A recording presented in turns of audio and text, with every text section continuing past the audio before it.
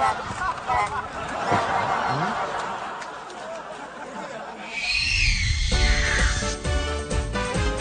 po kayo?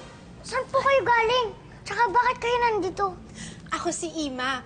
Ang buo kong pangalan, Imahinasyon. Sandali. Nakikita mo ko? Naririnig? Opo. Bakit po ba dapat hindi? Sandali. Nakikita ako at naririnig ng mga bata. So baka pwede kong gamitin tong batang to para maitama ang paggamit ng imahinasyon dito sa lugar na to.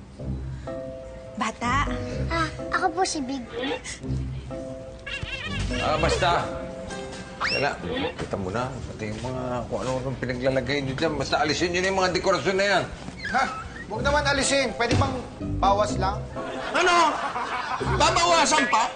Eh, dapat nga dagdagan pa eh.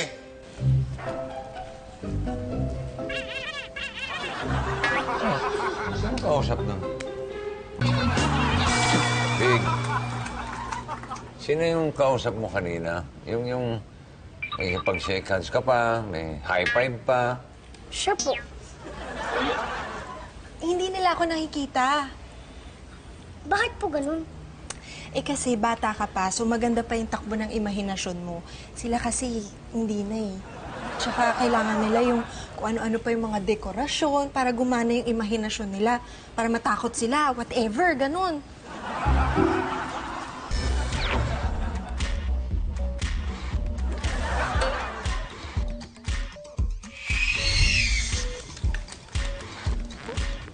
Bakit po? Ano pong nangyari? Big ha, walang takutan. Sabi mo, imahinasyon lang yung kausap mo kanina. Yun po ang pangalan niya, Imahinasyon. Ima for short. Big, ang saya-saya ko. Walang problema dito. Hindi nyo na ako kailangan.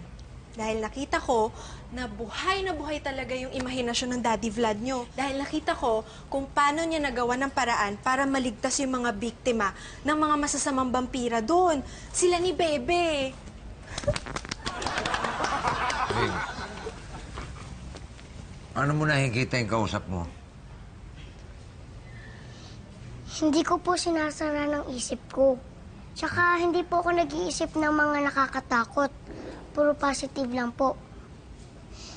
Isang naka-grass skirt, saka may bulaklak sa leeg, paputi at maganda ang ngipin.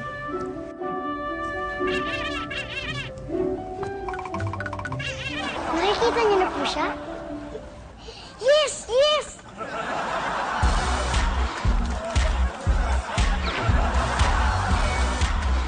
Ang ganda niya. Hindi siya nakakatakot, hindi siya multo.